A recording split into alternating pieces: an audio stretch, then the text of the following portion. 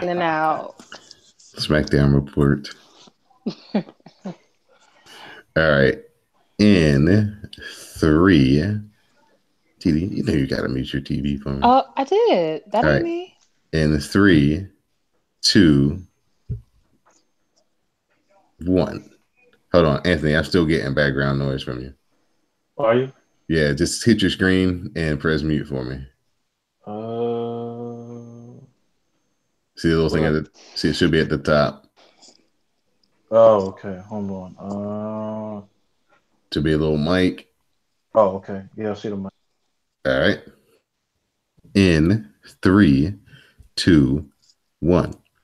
Hello, and welcome to episode 174 of the WrassleCast. I'm your host, Don Delarente, and I'm joined by my SmackDown Matters correspondent, Miss Didi Jonay.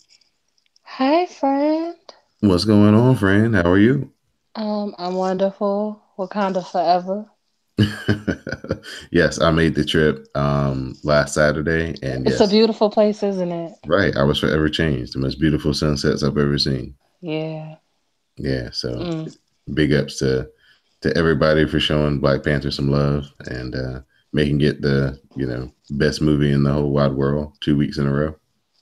Yes. And, go ahead.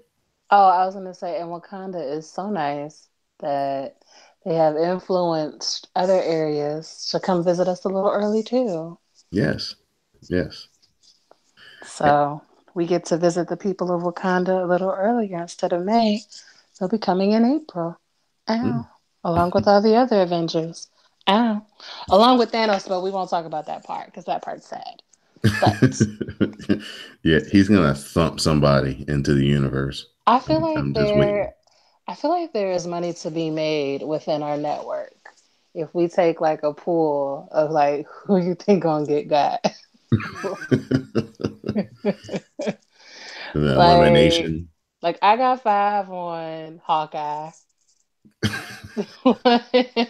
He don't got no superpowers. I don't have faith in him.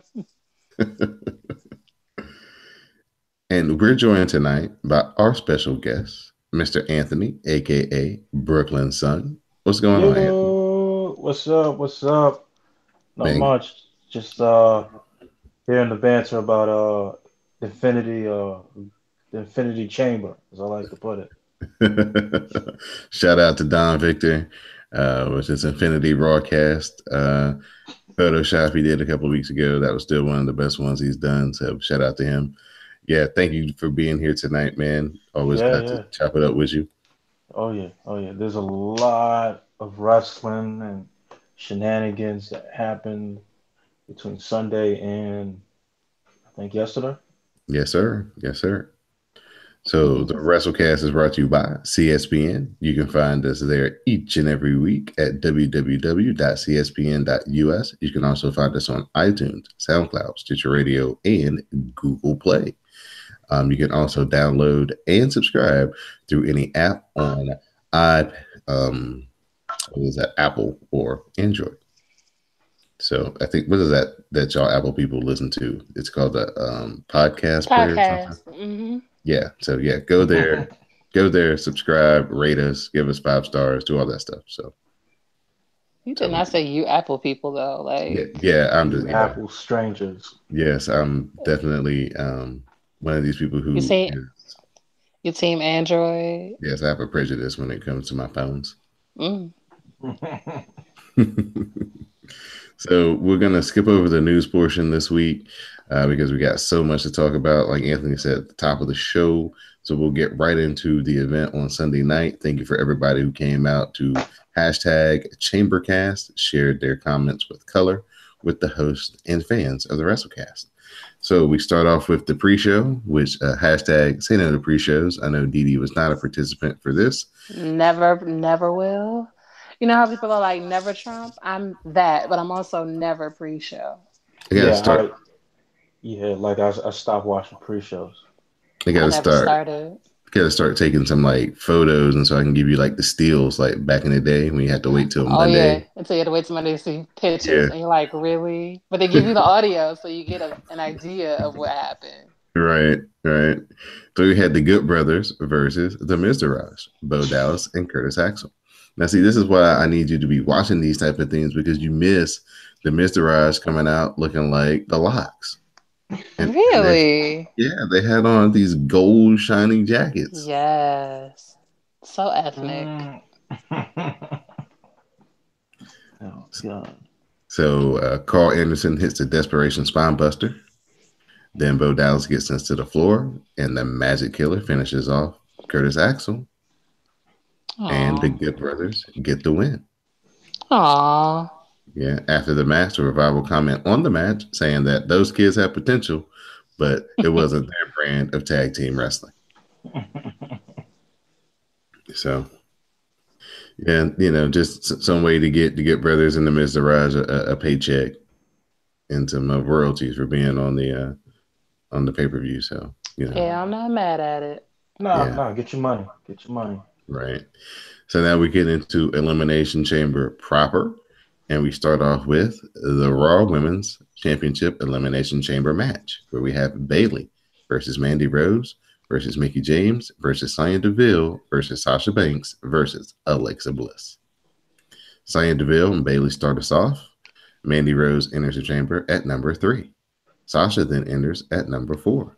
Banks counters out of Mandy Rose's implant buster and applies the Banks statement. Mandy Rose taps out, and she is the first woman eliminated from the match. Uh-huh. Now, Sad. here's a good, bar bet that you can win. Mandy Rose, the first woman to be eliminated in both the first ever Women's Royal Rumble and Women's Elimination Chamber. Was Yep. she? She's the Yes. first. Damn, that's embarrassing. She's the first. And if they, Carmella would never. hey, I mean, she got the money in the bank right now. So She still has that. Like, when is the deadline on that? There the isn't deadline one. is I the mean, maybe deadline the is next time they The come back next Money in the around. Bank, yeah. Yeah. yeah. Yeah. Or What if there no, were just actually, what if there were just two briefcases? Like, I think oh, that's a good idea. I I hope think they that don't steal contract. it. I think if they're still playing by the same rules, the money in the bank is null and void after. Has it been a year yet? No, No. All right, so she's still got some time to so possibly it's just a cash in. year. Yeah, it has to be up to a year Okay. where she gets a world championship opportunity. So, um, Hmm. when was Money in the Bank? It was kind of in the fall time. So like September, maybe. September, October, November, December, January. She got time. Yeah, she still got a few more months. It was Yeah, in June. June? yeah. No, So, Mm-hmm. it's a little oh, bit sooner than we think then. It's oh shit, right yeah, around the corner. yeah. So she might have to cash in at Oh, she should do it at WrestleMania. yeah, she might have to cash in at Mania or Backlash. If she was smart, she would do it after WrestleMania. Yeah, Because yeah, them women are gonna be fighting.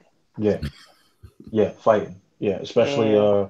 since now I got Ronda, and since we got We Ronda don't doing. acknowledge that. Oh no, we're not acknowledging that. Well, I should say I'm not.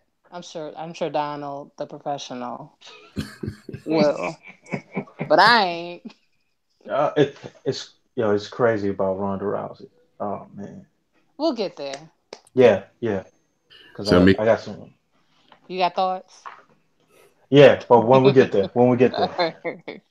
Mickey James enters the chamber at number 5. Mickey James climbs on top of the pod and then hits a Thez press off of the pod to eliminate Sonya Deville. A bank statement followed by a belly to belly on Mickey James, and Mickey is eliminated. Bayley then hits the belly to belly to Sasha off the ropes, but Bliss rose up Bayley for the pin. Now, before we get to this last part of the exchange here, this was during the time when they both were double teaming Alexa Bliss, and then Sasha did basically the Lion King, where Bayley Yes. was climbing up, was hanging on, and Sasha offered her hand to help help her up to the top of the pod so they could continue double teaming Alexa Bliss, and then Sasha kicked Mm, Bayley in the mm. face. Yeah, she pulled the It's Jeremy so Irons. stupid. So stupid. Did you see the people on Twitter who actually said it to the Yeah, Lion King? It was yeah, amazing. yeah. Yes. Yeah. It was iconic. Sasha Yeah. Right when pulled. Scar goes, "Long live the king," she Yeah, stares out into the distance and smiles. It's great. yeah. She pulled the Jeremy Irons. Long live the king. Still, wait until you get rid of the blonde. Your timing is shit. It was still Yeah, fun though. yeah. Sasha ain't got the best timing at all in these At all. between the Royal Rumble, So between frustrating. between the Chamber. She not bright upstairs. Like I don't know what it is. So Alexa Bliss climbs the chamber onto a pod and hits the Twisted Bliss off of the pod. But Sasha locks on the bank statement and they roll back into the ring. Alexa Bliss escapes, but Sasha Banks cuts her off. Banks now climbs the ropes, but Bliss slams her head into the pod and hits a draping DDT on Sasha for the win. After the match, Bliss cuts a big babyface promo, and then she heals it up, turning on the crowd after doing some fake crying. That some people on the hashtag seem to believe was real. You'll know Yo, what I knew. gender they were because Yeah, duh. I knew that was coming because I'm like, yo, that is not Alexa Bliss becoming all of a sudden a face. I was like, yes, rip these fans apart. Mm, mm, mm. Yeah, Y'all so will fall for a blonde any day, I swear. Mm-hmm. Mm, Alexa mm, Bliss showing mm. her toughness, retaining her title with no help, Nah, clean in the middle, just as I predicted. You predicted a win. I don't recall you talking about no clean in the middle. nah. Don't let the facts get in the way of a good story, okay? So next up, we have Didi's faves, The Bar, Sheamus and Cesaro versus Titus O'Neil and Apollo in the Raw Tag Team Championship match.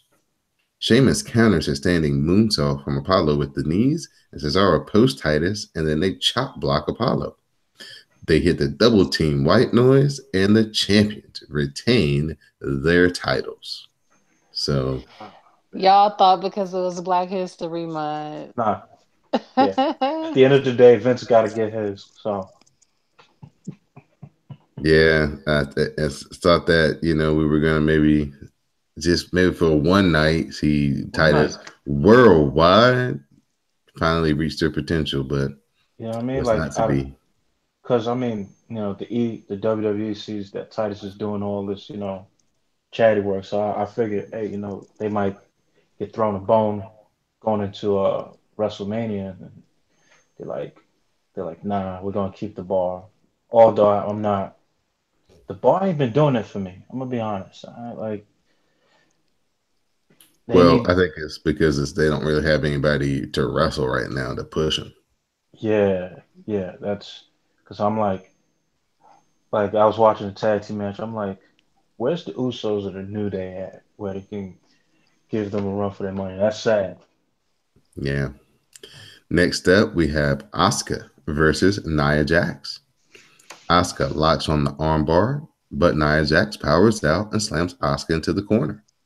Nia Jackson gives us a monologue, allowing Asuka to hit a Hurricane Rana into her cradle to get the win. After the match, Nia attacks and tosses Asuka to the floor. Nia posts Asuka and then spears Asuka through the barricade. Backstage, Bliss comments on the Oh match and is man. happy that Nia Jax beat down Asuka. Bliss then says no one is ready for Alexa. Oh, that was corny. I was like, nah, nah, you're gonna get your ass beat at WrestleMania. Leave that. Nah, that was corny. Like she lost major points with me on that. Where are you from? I'm from Brooklyn. Yes. I knew it. Okay. But here's the whole thing that WWE has been so good at, and it's gonna be a swerve, bro. They haven't announced who she's wrestling yet. Every time she gets ready to say it, something happens. So Yeah, we just assuming she's gonna wrestle Alexa Bliss. yeah, Oh, that's Mm-hmm. well, true. yeah. Mm-hmm. Well, they because need to get a move on because be- April's right around the corner. because what would be the hotness would be that everybody assumes it's going to be Alexa Bliss, but it's really Charlotte. And now Alexa Bliss has this thing where she's like, nobody wants to face me, and then that's when you get Nia slide in there and be like, it's my time. Yeah, Oh, that would be not nice. yeah, not Nia's going after. If it happens at Mania, Nia's winning that. Like Right. she gonna put homegirl through the ring. So I look she forward to that. yeah, she gonna get all the hands, all the all the hands. And the oh boy, can't believe they made this match a part of the card. Matt Hardy Oh versus God, Bray Wyatt. Now they you should talk about something that could have been on a pre-show. that should have been on the pre-show as a YouTube exclusive. Bray Wyatt misses a top rope senton, Oh, but Bray Wyatt manages to counter the twist of fate. Matt then counters twist of Abigail. Matt hits twist of fate, and Matt Hardy gets the win. And Like I Bray didn't see that Wyatt coming. does the job again. mm. That's because he got Josephina pregnant. Oh God. Yo, JoJo's bad business. Allegedly. Allegedly. JoJo's bad business. We not there yet, but she Mhm. was up at Raw looking like Naya's little sister. Yeah. And JoJo's a little girl. So if she Yeah. ain't pregnant, she got a pituitary issue. Yeah. But yeah, they should have saved that match for Money in that Raw. In fact, they didn't even need that match to be honest. No, not really, but that's a program that they've been building up, so they got to have a match. It needs to have some type of stipulation. They're just having straight matches between Yeah, these like two weirdos, and it's yeah, like they need to have something. yeah, like oh maybe we get the compound in New Orleans. Maybe who knows? You know? Yeah, I don't know, but we'll see. So Ronda comes out to sign her Raw contract. Kurt Angle arrives. He has the contract in hand. Triple H interacts with Stephanie to play nice and shake hands with Kurt Angle. Stephanie takes over and puts over signing Ronda Rousey. Triple H says they search the earth for great athletes to sign, which is why they are signing Ronda Rousey. They haven't signed someone like Rousey since they signed Kurt Angle. Triple H runs down Rousey's accomplishments, and then they bring out Ronda. Stephanie welcomes Ronda, and then Ronda gets emotional as the fans chant for her. Ronda then thanks her hero, Roddy Piper, who is her inspiration, and Ronda wants to make him proud and earn the respect of the fans. Triple H makes sure she knows what she's signing, and Ronda says that she doesn't want to be treated any differently. Triple H says she will compete at WrestleMania, but not in a championship match. Ronda thanks him. Triple H and Angle kind of have a little bit of a disagreement off to the side, which catches Ronda's attention. Ronda asks if Angle has something to say. Then Angle puts over Triple H and Stephanie to bring her in because they wanted payback for WrestleMania 31. Angle stirs the pot, and Triple H says that this is all about Rousey. Triple H says Angle is sick and tries to get him up out of there. Stephanie kisses Rousey's ass and tries to make the deal official. Angle then says Stephanie called Rousey a has-been. Rousey then backs down Stephanie, and Triple H arrives to separate them.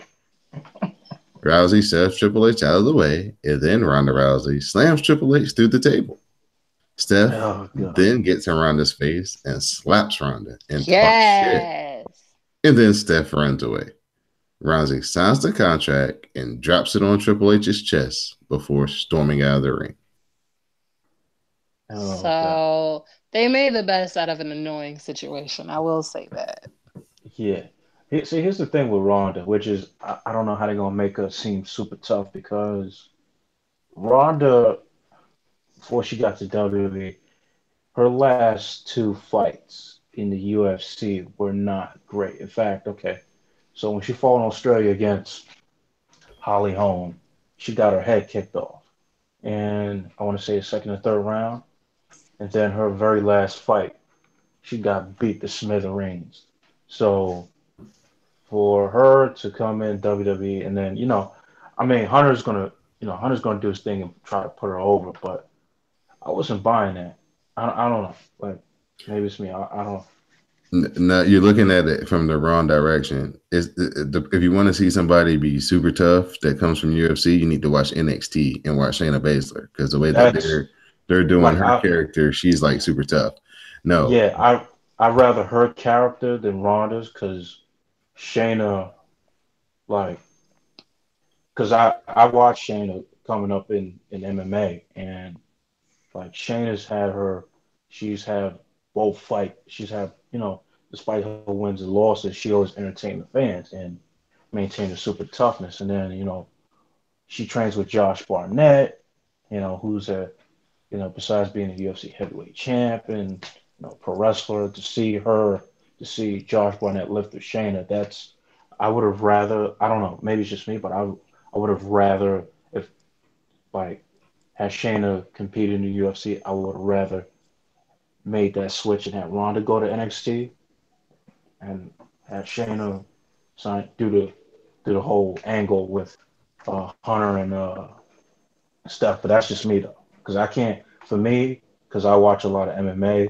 and knowing you know where Ronda's coming from, I don't know. Maybe they built her to be this tough chick, but for right now, I'm like, no, we'll the see. thing that she's gonna do to get her over is she's gonna put her hands on Stephanie, and nobody has ever gotten the chance to put their hands on Stephanie out of all the women. She gets to talk tough.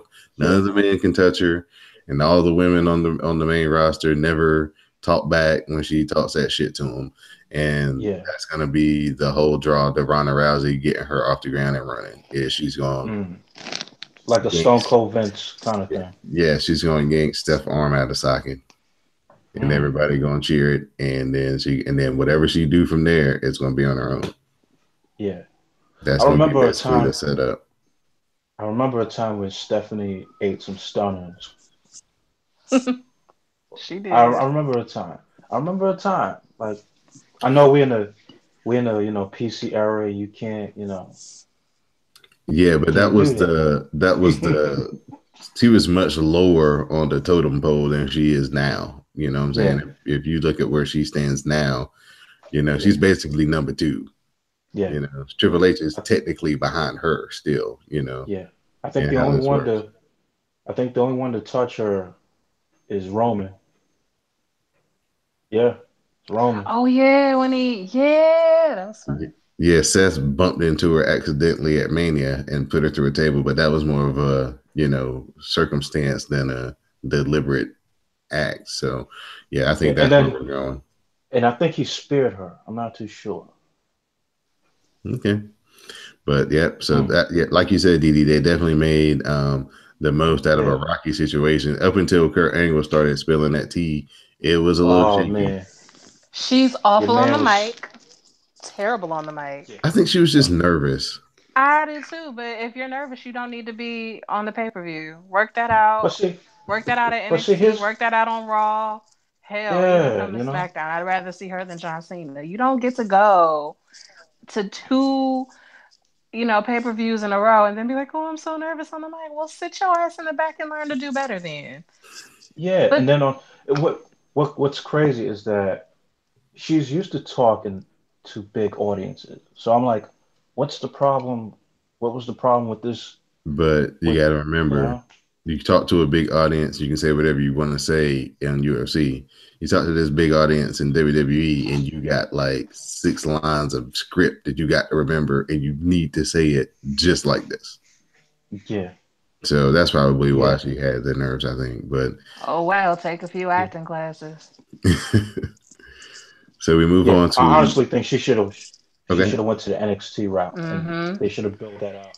They should have built that out at least like maybe a I couple feel of like there months, should have and been a then have storyline her. about who was like the big MMA bitch, like who was the HNSC in regards to MMA girls, and Yeah, then if you want to put your girl over, then have her come to Raw or SmackDown. You shouldn't just get to pop up on pay per views. That's just yeah. me. I know they're trying to use her fame. I don't like it. Which and it's crazy because she don't. I'm gonna say this, but she not really hot on the streets no more. Mm, Well, wow. that's why she's in WWE. It's kind of a two-way street. It's like, Yeah, we kind of been courting and flirting with you. You got to a point where now you need us, so let's make it work. Yeah, We gonna get you I'm, back hot in these streets, yeah, and you know what I'm saying, it's gonna benefit us this time and not UFC. yeah. Especially with the supposed Fox deal with the whole WWE to Fox. Fox wants to buy WWE. So if this works out, with Ronda and everything, um, who knows? All right, so we move on to our main event, the Universal Championship number one contenders men's elimination chamber match. We have The Miz versus John Cena versus Braun Strowman versus Roman Reigns versus Seth Rollins versus Finn Balor versus Elias. So Hmm. Miz, Balor, and Seth Rollins start us off. Cena enters the chamber fourth. Roman comes in fifth. Braun enters sixth. Braun power slams The Miz and eliminates him. And then Elias enters the match last. Elias gets power slammed by Braun, and Elias is done. Oh. Braun catches Cena's crossbody attempt and power slams him, and Cena is eliminated. Bye bye, bye Rollins bye. hits super kicks, but Braun cuts him off with the power slam, and Seth is eliminated. Oh, that one made me sad. Braun Yeah. Braun charges and crashes through a pod as Reigns sidesteps him. The Superman punch follows, and back in, Reigns hits another Superman punch. Reigns backs off, and this time the spear is countered. Reigns escapes the power slam, hits another Superman punch. Roman hits two more spears and gets the win. After the match, Braun lays out Reigns with a pair of power slams in the ring, and then he throws Roman through a pod. Which Yay. which made no sense. I'm like, you should have just done that in the match. But I get it because you got to send fans home happy. That's And you got to keep Braun looking strong. Got to give him some heat. Yeah, just in case Lesnar wind up not making it to Mania. Yeah, well, I don't know what's going on there. He's got to honor the contract, or Vince will have a stroke. So that's going to happen somewhere, somehow. I don't know what's going. I don't know. I'm still like I'm still 50-50 on what happened when we get to Monday Night Raw. I'll talk about that because I kind Hmm. of did some reading, and I don't know. So I we'll, don't we'll know. talk about that. But Yeah. yeah, so all in all, before we move on from Elimination Chamber, DD, how many gummy bears would you give this one? Out of five, three. Yeah, I'm Cause, right there cause, with you. cause not much of what I wanted to happen actually happened. I wanted Sasha to win. I wanted Braun to win. I didn't want to watch Matt Hardy and Bray Wyatt, but if I had to, I don't know why Bray lost. So, yeah. And then I don't believe in Ronda, especially not to be signing a one-page contract at a pay-per-view. So three gummies. Congratulations for winning this session of Who You Got. Mm. Thank you. I appreciate it. You're welcome. I didn't tweet it, so I figured I'd at least say it on the Yeah. on the on the podcast. Anthony, your final thoughts on Elimination Chamber? Oh man. They could have done away with the with the Braun Strowman with the Bray Wyatt match. Me personally, I would have rather both chamber matches have a bit more brutality because of past chamber matches. I understand, like, again, we're in the PG era, but they could have done some. They could have really had the women go a little bit above and beyond. Match of the night for me was Nia Jax versus Asuka. They really that was a brutal match. That was how I thought both chamber matches, but I give it three. I mean, both chamber matches were entertaining. Um, some interesting things happen in the men's chamber. To leave it open, and yeah, just I don't know. For me, the chambers matches, the brutality of the chamber matches were a bit toned, were a bit dialed down. But other than that, I'll give it 3 out of 5. All right. Yeah, I thought it was a pretty average show. I thought the women carried the show. I thought both women's matches, the Elimination Chamber match and Nia and Asuka, definitely were the strong points of the show for sure.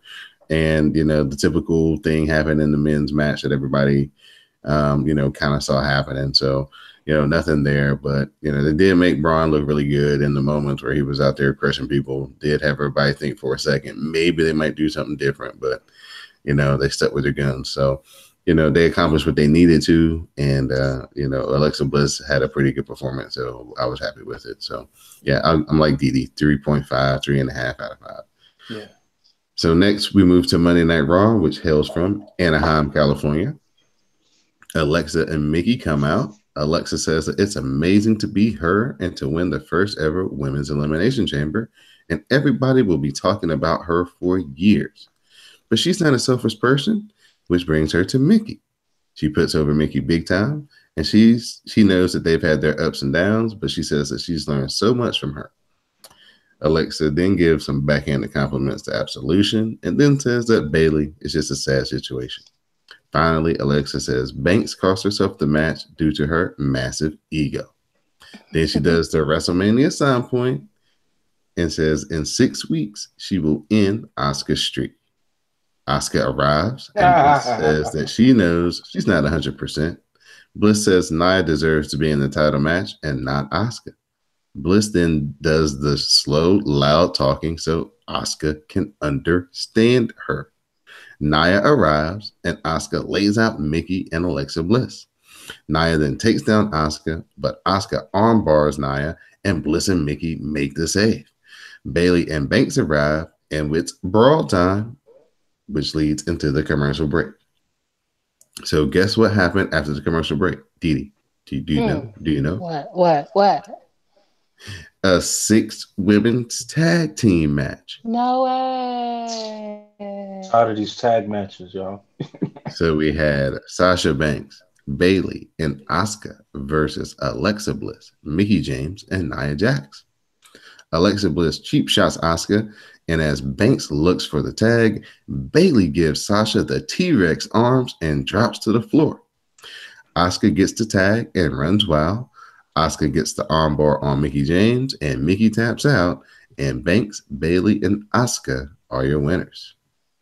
Now, Didi, since you are the official heel life and spokesman here, forever, what did you think about Bayley leaving Sasha hanging? That's not a heel move. It's what she deserves. Oh, it's just a get back move. It's just what you listen. Perchance Mufasa lived after he got kicked off that mountain and trampled by them wildebeest. It would have been very, I don't even know the word, but like, how dare you to look at Mufasa and be like, won't you help me? No. No, I Yeah, won't. like you can't Help yourself. you can't throw a motherfucker off the You cliff and then be can't like, yo, come help you me out. can't kick me off the mountain and think I'm gonna pull you up. The answer is no. So that's not heel life. That's just what she deserves. Now I love Sasha, but she looks so shocked. Like you just thought you were gonna push your friend off the mountain, and shit was gonna be sweet. Mm-mm. Mm-mm. So yeah, that was definitely a high point in the match. Another little notch along the way in the story between Sasha and Bayley and who's gonna turn heel. Because now it makes me think that what if Sasha wasn't the one who turned and it was Bayley who all of a sudden got the attitude? Bayley probably needs the attitude more than Sasha, but She needs it. I kind of want Sasha to be herself, and I just want Bayley to just not take her shit. You But know, that would work. Like cut all the hugging shit out, cut all that friendly shit out, and like, yeah. all right, you know, cut all that Or I'll be like, stuff. I'm a hugger. Hug me. Not just be like, will you hug me? Be like, hug me. Like if she were from Brooklyn, you know what I mean. Yeah, nah, I got you. Yeah. I would, Assertive, authoritative. or maybe, Authoritative. or maybe Don't just ask ditch. for the hug. Take the hug. Whoa Yeah, now, whoa. What's consent? It's just a That's hug. nah, screw the consent. Listen, it's okay when you're a woman, What's consent? Yo, Let screw me the stop. consent, Let me stop. I didn't cause I say don't, that. It's just a joke. cause I don't want Sasha to turn to a Me Too victim. Oh, Jesus. DD Spade. Yes. Sad John Cena is here. My favorite John Cena is the one who's like at home pretending to plan his wedding. That's that's my favorite John Cena. But this one is a close second. Cena He just stares. talks too much when he's sad. He stares sadly at the WrestleMania sign, but he doesn't point. He admits to failing at the Elimination Chamber, and he was demoralized. He goes through failure alone, and he knows where he is at. His back is against the wall. He felt sorry for himself for 5 minutes, and now he has to figure it out. He failed at the Rumble, and he failed at the Chamber. No one else will come to this ring and admit to failing. He owns his failure, but it has made him stronger, and he's fired up, and he's figured it out. I'm annoyed by him. The fact that his promo is "I'm the best loser. I lose the best." Nobody loses like me. Like, who the fuck says that? Nobody's as honest in my loss as I am. Shut up. I hate him. he's But going go to on. he's going to do something he should have done a long time ago. Retire? Nope. No. What? No, no, that's not coming. Challenges Nah. The Undertaker. Mm. But he says he knows that match is not happening. He says he doesn't make the matches, and he has been told that it will not happen because it's impossible. Why is it impossible? Because The Undertaker retired? Nah, correction. The big dog sent him on his way. Oh. Boom, roasted. That is at Brooklyn's Son on Twitter. This is my yard now. So now his road to Mania goes through SmackDown because he's a Why? free agent and he will show up at SmackDown. Why is he Earn a allowed to spot be a free agent at forever? What WrestleMania. is this bullshit? Yo, he's the man right now. Why do you get to be a free agent? Well, Who are Yo, he you? got special privileges. He's a Ugh, I 16-time hate champ. him. Stay off my show. Mm. Go on NXT. I sound like a whole ass child. I'm sorry. Sitting up here pouting. But you bring some legitimate points. Like, what the hell's going on, Cena? Like, which, by the way, Tuesday had me pissed because, well, you get into it, but We'll get there, yeah. next up, we get Bray Wyatt versus Heath Slater. Wyatt works over both Slater and Rhino and then beats on Slater in the corner. He hits Sister Abigail on both Slater and Rhino and then calls out Matt Hardy. He says the Great War is far from over and they will face each other again.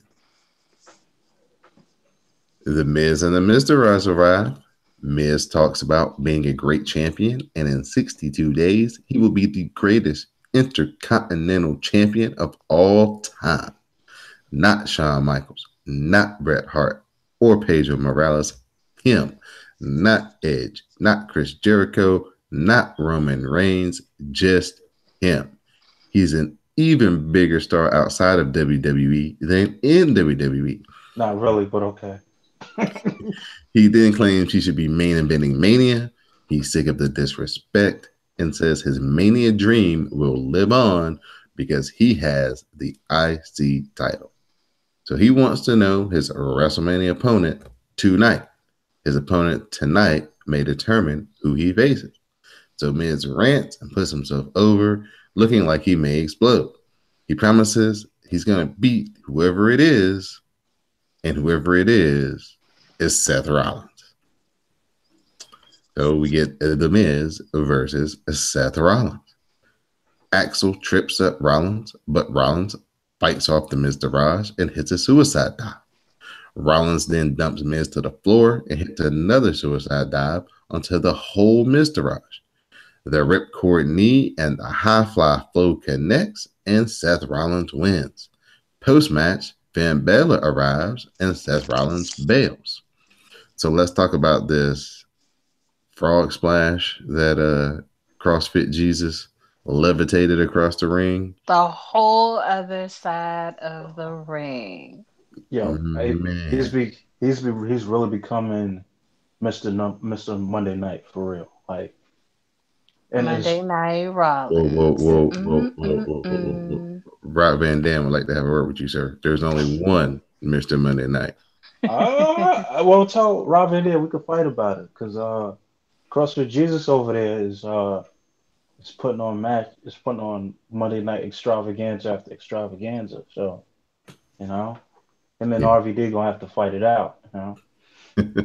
Yeah, he's definitely had two pretty memorable back-to-back weeks on Raw. Hopefully, this leads to some bigger and better things for him coming up because they're starting to let him. I guess he's about a year after 18 months after his knee surgery, and you can start to see that he's starting to get his old move set back, and they're starting to kind of let him do some of those old moves too. So, Yeah. starting to bring the athleticism back to his ring work. Yeah. Yeah. So The Miz now wrestles Finn Balor. The Miz bails to the floor. Balor follows and hits the shotgun dropkick. Back in, Balor hits the sling blade and another shotgun dropkick. Balor heads up to the top and he hits the ultimate Kevin Sullivan foot stomp, and Finn Balor gets the win. Backstage, Seth Rollins is not impressed that Balor defeated a man he already defeated, That's and right. Seth says that he wants The Miz at WrestleMania. Yeah, so the Miz, Seth Rollins basically said, "Hey, if Finn Balor wants to make a name for himself on Raw, he needs to go out there and do it for an hour and 5 minutes, not pick the bones of somebody that he already softened up." So that's That's pretty right. good promo for. Yeah. No, that was right on the nail. Couldn't make that better. And yeah, that was a pretty convenient move for Finn. Like, why would you go after the Miz after he got washed by Seth there? That looks a little fishy there. You know, you gotta look sketchy there. But the cool thing was that it actually showed that the Miz can actually go a little bit too. He went about 30 minutes Yeah, total between those two matches, so he got a little chance to show that his in ring work is up to par with some of the guys that can really go. yeah. Next up, we get Roman Reigns. He comes out. He goes. "Brrrah." He says that he's the man to beat Brock Lesnar. Then he says that Brock Lesnar isn't here and he's an entitled punk who hides behind his contract. He said Brock was in Vegas last night, but he wasn't at the Elimination Chamber. He was out taking pictures with Dana White. Roman says no one will say it, but Lesnar only shows up when the money in the town is right. But Roman says he and the others on the roster are here all the time.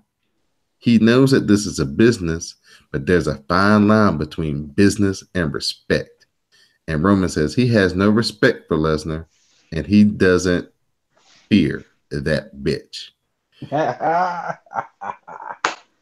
He says he's done talking and will go to the back and take his ass showing like a real man because he respects this place. Mm. Now, Brock Lesnar was scheduled, promoted, and Mm. advertised to Mm. and be did at not. this show, And he ain't show up. and he wasn't there. So I don't know if he showed up late. I don't know if somebody had the bright idea to say, "Hey, you know what? We got to do a huge job to get people to cheer Roman. So hey, here's what we can do. Make it seem like you're not here so he can come out here and talk this trash to everybody. Let's go through the internet and see what everybody thinks about you, Brock. Oh yeah, you're a part-time player. You're not here every week. Okay, yeah, put that in a promo room and go say what you gotta say." So I don't know. It seems like it might be a little 50-50. Yeah, It might be a cause little work, a little shoot. yeah, cause I was reading the couple of sites, and from what I was reading, it was WWE officials. One, they're not happy with Lesnar right now because he's trying to, instead of being a team player and ride this out up to Mania, he's trying to negotiate more money. So there's that problem. And then the other problem was that there was a legit concern because he really did not show, according to reports, he really didn't show up on Raw. Period. Um, so once Roman had so once and Roman got pissed. So and Vince gave him the green light to go out there and speak his mind. So um, So yeah, WWE and Lesnar in a rock and a hard place. So I don't know if he's gonna make it to New Orleans, because he's trying to get more money. I don't see WWE playing ball with Lesnar that much, because they got Ronda now. So, but then again, they still got to make money off of WrestleMania. So we'll see what happens. Yeah, like Bruce Pritchard has always said, you know, it's live TV. If you can take the ass chewing when you come to the back, then do what you do. Just make sure it's good. And Roman checked all the boxes on that one. That was probably his best promo that he's ever done. So, Yeah, and Didi, they did that thing like they usually do in his matches where they boo him when he first comes out, but by the time he Mm-hmm. walked away, they was cheering. Yeah, of course. They was They know cheering. they love Roman. yeah. I was discussing on Twitter. Here's the only thing, the reason why Braun is more popular than Roman. Roman looks cool, but he doesn't ever do really anything cool. When's the last time he did anything cool? Like, think about it. Sure. Um, This promo might have been the last thing, real recent thing he's done that would be considered had a cool factor to it. yeah, Whereas Braun does something cool damn near every week. If he's not breaking Sure. the ring with the Big Show, he's turning over an ambulance. He's coming out with a double bass. He's, what I'm saying? So the cool factor of Braun Strowman, there's something every week to draw you to come watch him. I wonder what Braun Strowman going to do this week. You know what I'm saying? Even if he doesn't do anything but power slam people, it's still like, oh man, that was cool. I got yeah, what I came to see. Whereas Roman, you know what I'm saying, they don't ever set him up where he can do something cool, where, yeah, what I'm saying, where he might just snap on somebody or something. yeah. And to add to that, it's like when he does snap or whatever, then they pull him back, and I'm like, no, let the man just lose his mind. Right. You So know? hopefully they can establish something around that where he can kind of do something out of the ordinary that, that's cool, that we can be like, yeah, that was a standout moment for Roman. Yeah. So next up, we get the Bar, Cesaro, and Sheamus versus Titus Worldwide. Titus and Apollo again, 2 out of 3 falls this time for the Raw Tag Team titles. Sheamus hits a bro kick after Titus is distracted by Cesaro in 17 seconds, and they win the first fall. So, Didi, here's our first chance Um, to take a sip.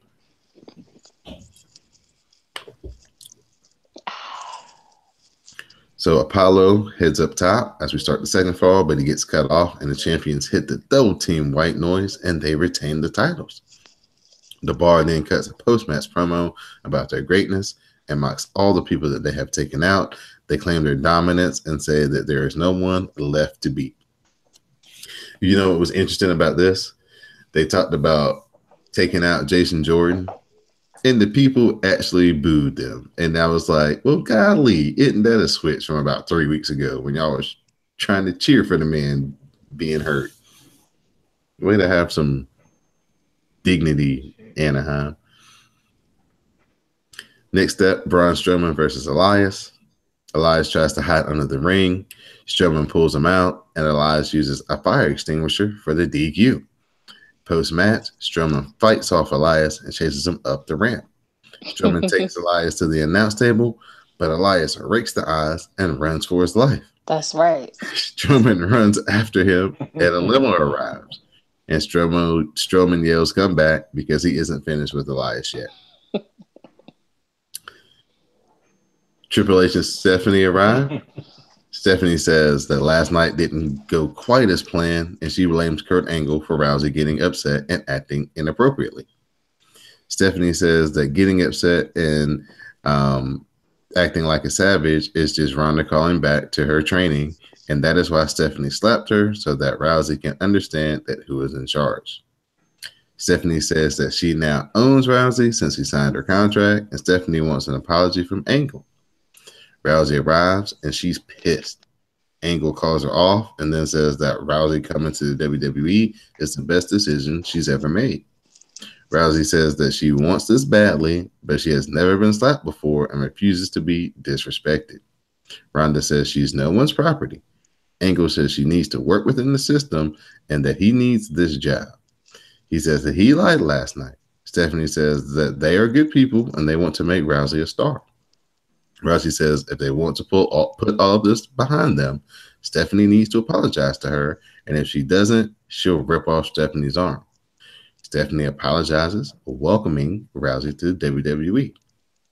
And then right before they leave the ring, Triple H knocks out Angle and leaves Ronda Rousey to check on Kurt Angle.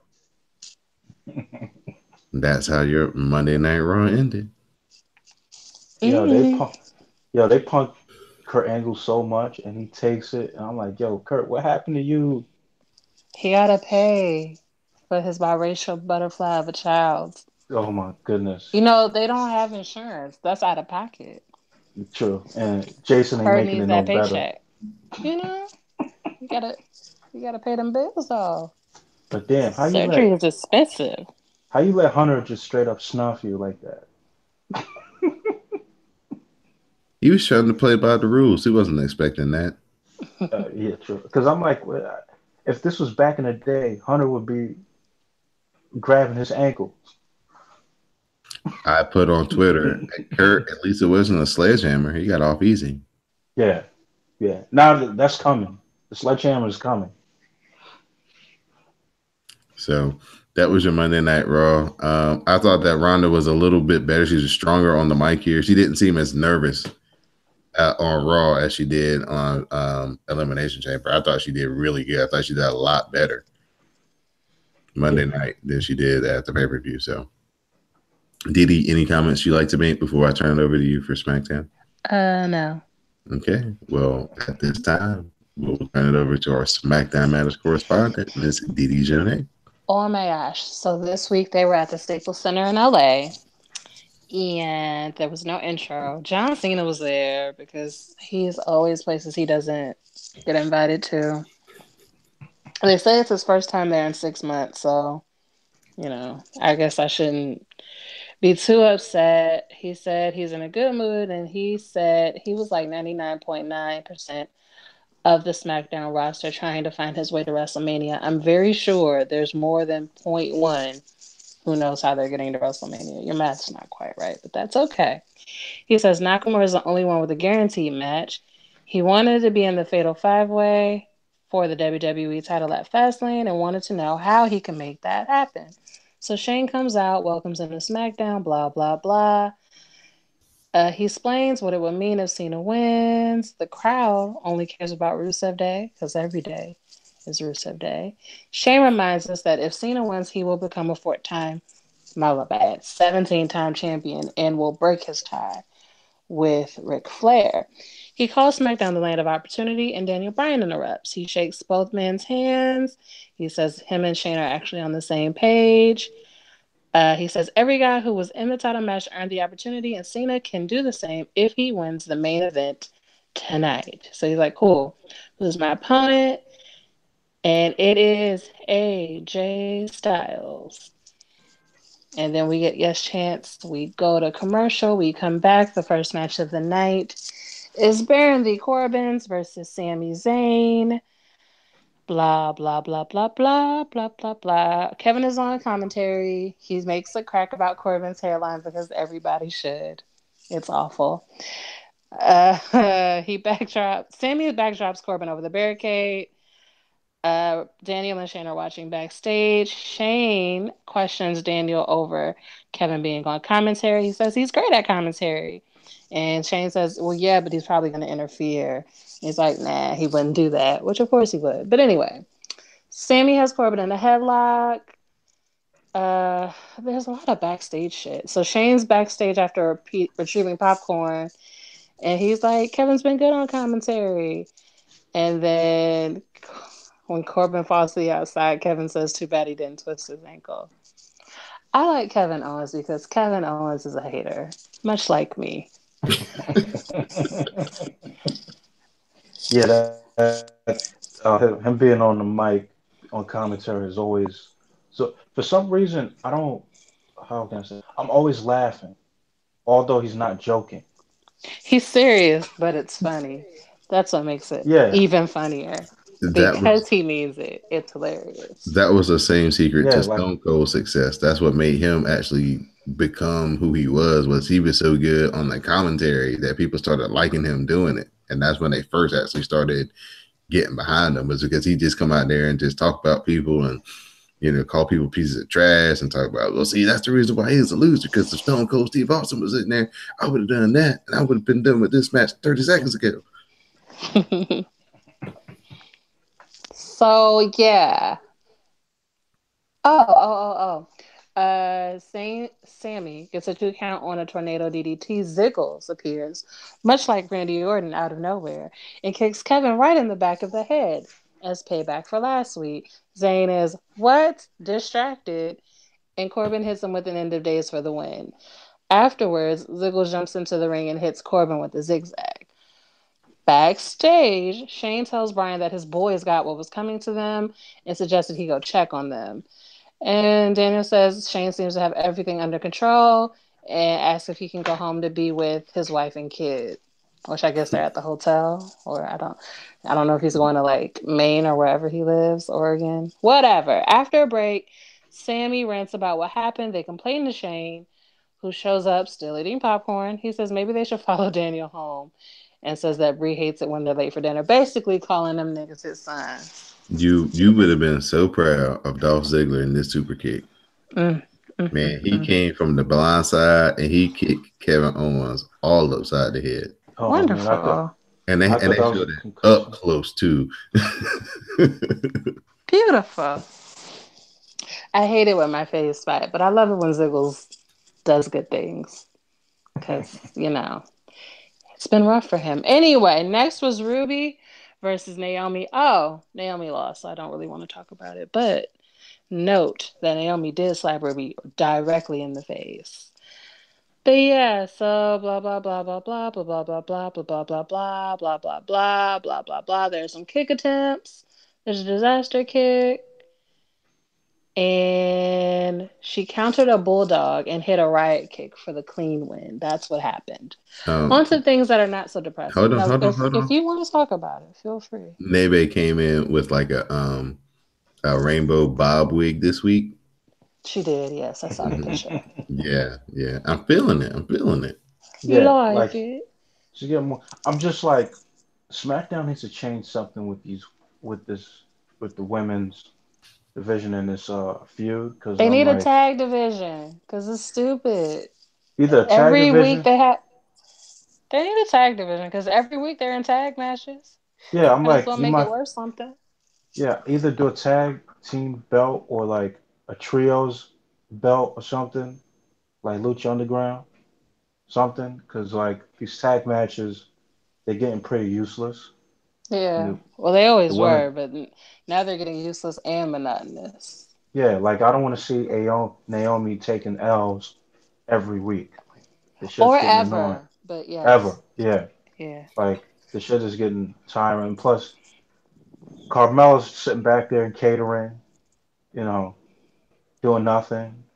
Like I would think, because she has the money in the bank, she, you know, starts being like Edge or whatever. I don't know. Like I just feel like the women's division on SmackDown, like they're running in place, and they, despite the talent, I think Road Dogg or whoever's writing needs to like put some new life into these girls, or just create tag titles. I agree.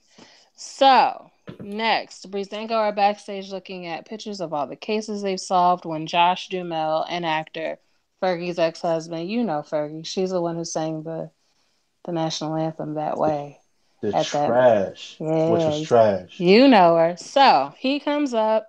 They're making jokes about him being on a show called Unsolved. He plugs the episode, which is about Tupac Shakur and Biggie Smalls.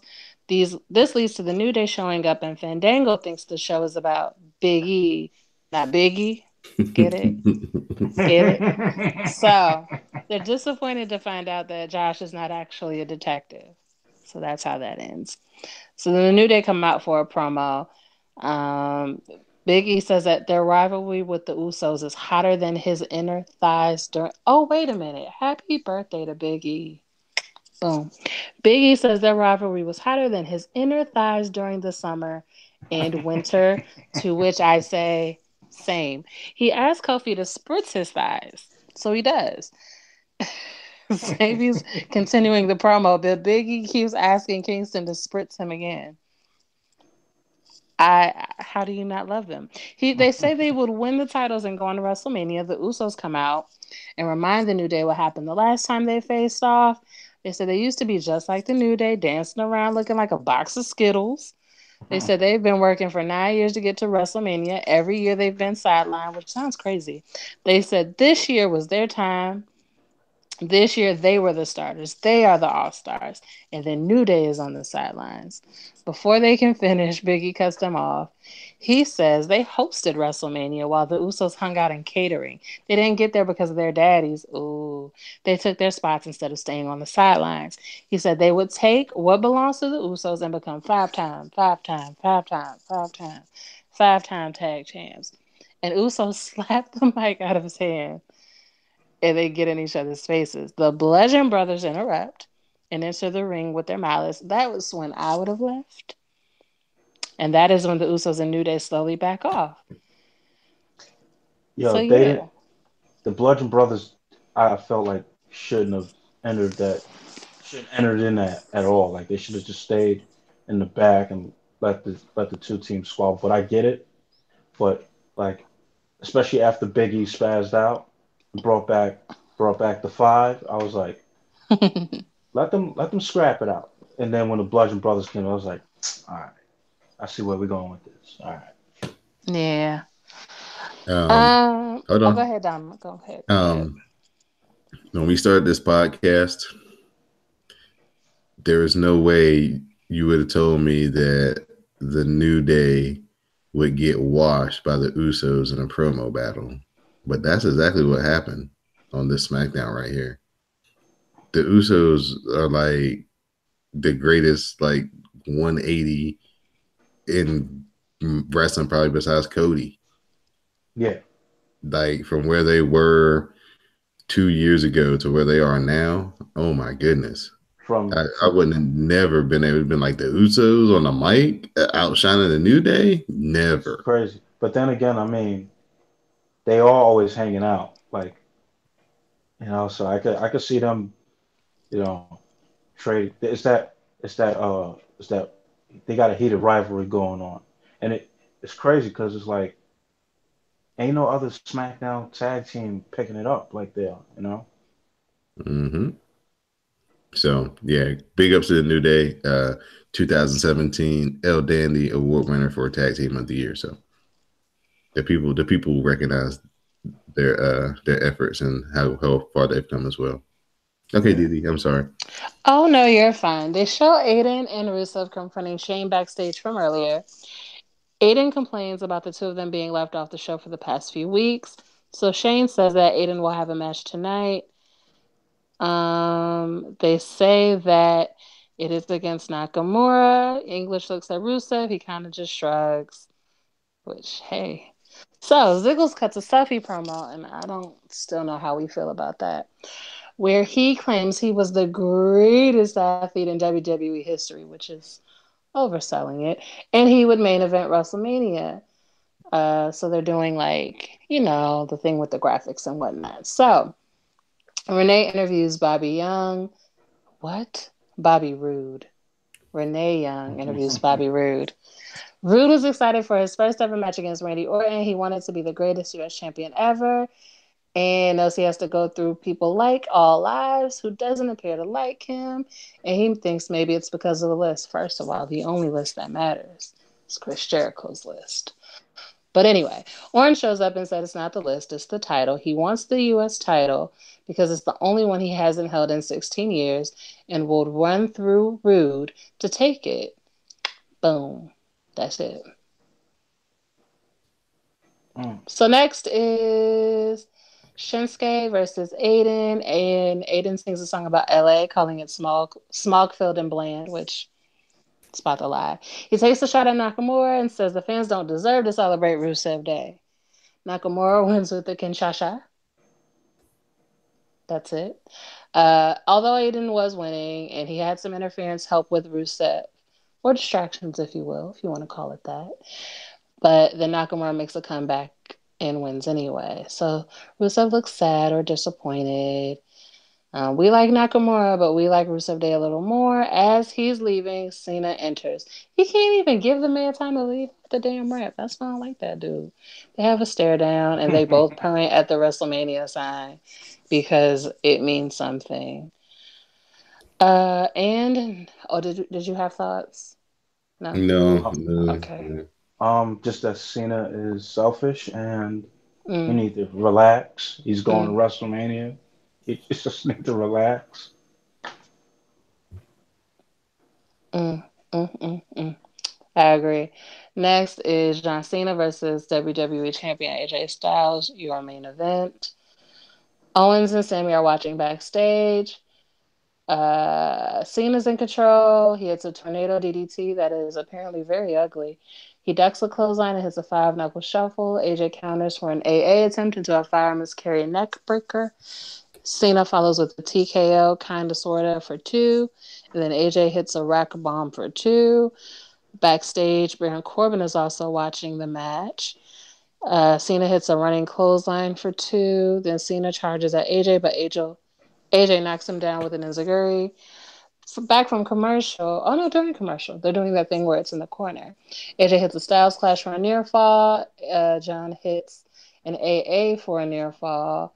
After the break, AJ hits a big clothesline for two. He tries a lion salt. Cena moves and uses a code red for two. Then there's an STF. We go on and we go on. I'm skipping things. AJ dodged a charge from Cena, who crashed into the steel steps. The referee started to count out. AJ told him to stop, and he goes after Cena, gives him an AA through the table, John Cena did, and AJ barely makes it back into the ring to avoid the count out. John is shocked and goes after him, but AJ grabs him and applies the calf crusher. He slips out of it and hits another AA for the win.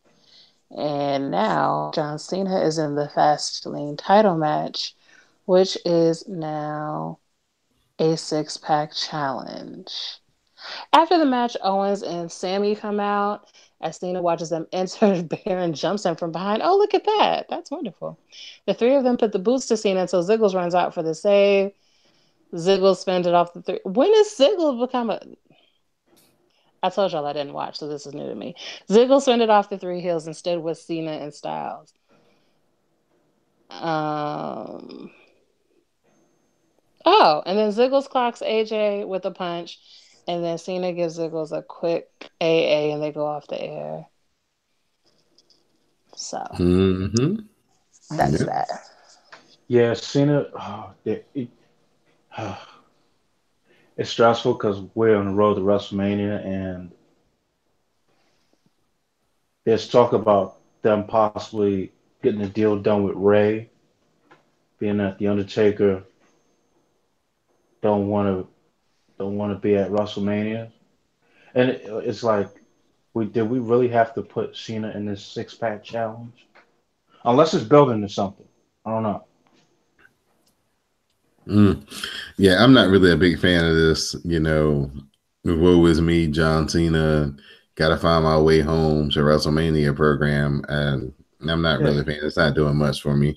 I'm getting sick of the multi-people title matches. I'm burnt out on those. So this really does nothing for me. This match was not as great as their pay-per-view matches, but still was a good match for TV. So. yeah, yeah. I'm getting burnt. I'm getting real sick of these six pack challenges because you know what? Raw overused it. Now SmackDown thinks it's a good idea to go with it. I remember when these multi man matches were like, they were big. They meant something. Now it's like, oh, it's the norm. And you know what? I mean, it's a good problem to have because WWE, between Raw and SmackDown has deep rosters. The problem is like they really didn't need to throw Super Cena into this fatal five way. They really did. Right. But hey, I mean, hopefully it leads to something. If it don't lead to nothing at Fastlane, then yeah, my opinion about six pack challenge stand. So All right.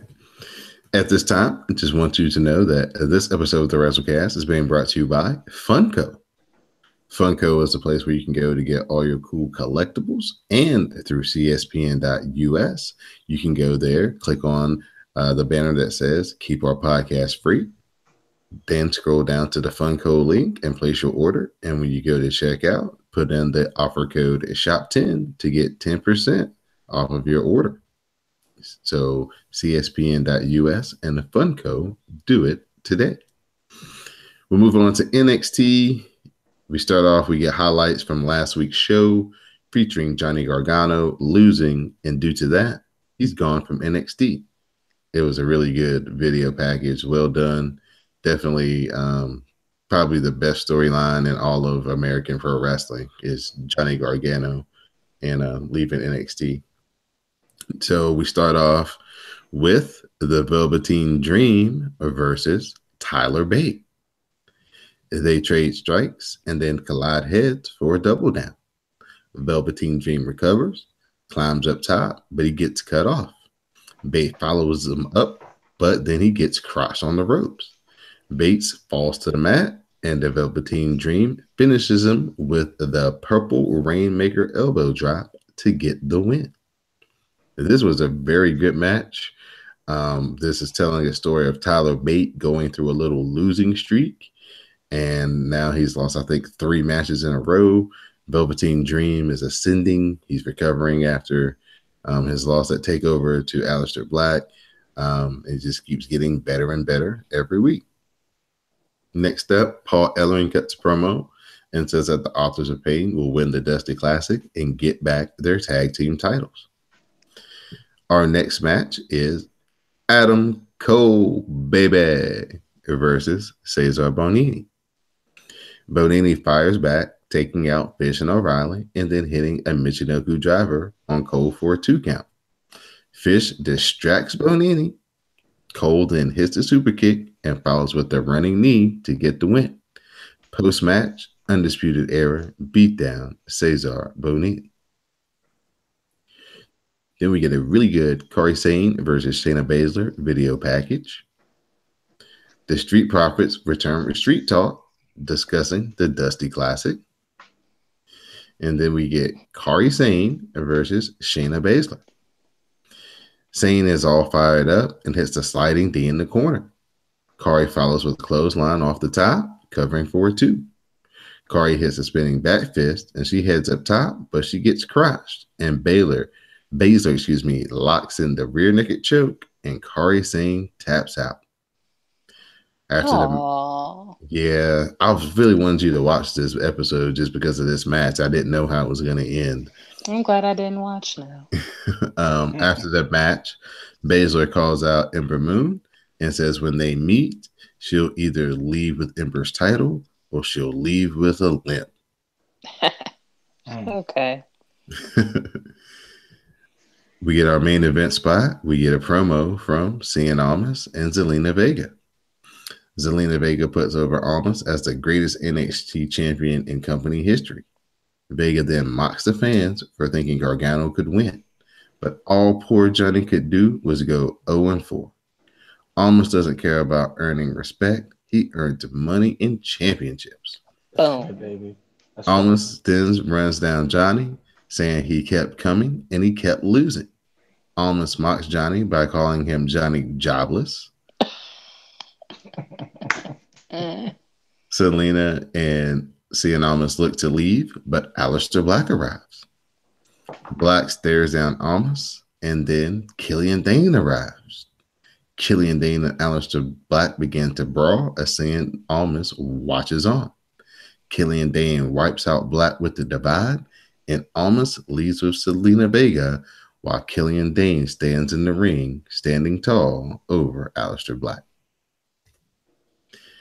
Zelina Vega is the second best women's talker in the whole company behind Alexa Bliss. And she's not that far behind Alexa Bliss. Zelina Vega. Who? Man. Oh, yeah, yo, by far. Yo, I was like, let her be my manager. Fuck it. She said, unlike most women who feed, she's not like most women who feed off their man's success. She created it. Ooh, That's that say ether. that. Yeah, that's that ether. Yeah, yeah, Mm. yeah. I felt that shit. I was like, shit. You sure she? Damn. Like, Yeah, she's so good. So yeah, this was a pretty decent NXT. Nothing really major happened except for that last little main event part where the angle where Aleister Black made it known a couple of weeks ago that he's got his eyes set on the title. Killian Dane said, you got to go through me first, big boy, because I want the title too. And so they kind of are playing that out, and Cien almost gets to stand back and watch these two dudes kill each other. And then, I guess they'll have a match once they figure it out. So, yeah. yeah, good little piece of business right there at the end. Um, our last review of the night will be 205 Live. We're still in the midst of the Cruiserweight tournament to determine the new champion at WrestleMania. So this week we have Cedric Alexander versus TJP. Dee, what's your gimmick? I am a grown ass woman. That's right. Hmm. Cedric Alexander and TJP cut pre-match promos, both claiming that they will win and move on to Mania to win the Cruiserweight title. TJP hits a flying forearm and transitions into the knee bar. Alexander fights and he makes the ropes. They trade strikes back and forth. TJP attacks the knee with kicks, but Alexander hits a desperation lumbar check and Cedric Alexander gets the win. This match was a little bit long. They went like 20 minutes and they kind of, wrestled that way. Like they were going to go 20 minutes. So the pace was a little slow. Definitely, I've seen them have, better matches on earlier editions of 205. I was actually expecting a lot from this match and really didn't get it. So I was a little disappointed. Drake Maverick, he recently spoke with WWE.com about his vision for 205 Live. He's there to steer these athletes in the right direction and get things back on track. Mustafa Ali comments on fighting through so that he can get his chance to fight for the title at Mania. Buddy Murphy also comments and says that he's been waiting for this match and promises a brutal match for Ali. Then we get our second match of the night. We get Roderick Strong versus Kalisto. Kalisto hits an enziguri and then hits what looked like a Michinoku driver off the ropes for two.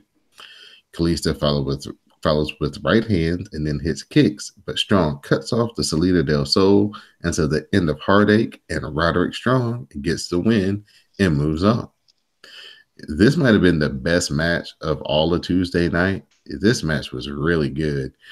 Roderick Strong and Kalisto had a hell of a match. Kalisto actually has been showing a lot of promise in the new 205 Live the past 3 weeks. He's had some really good matches, and this was another one.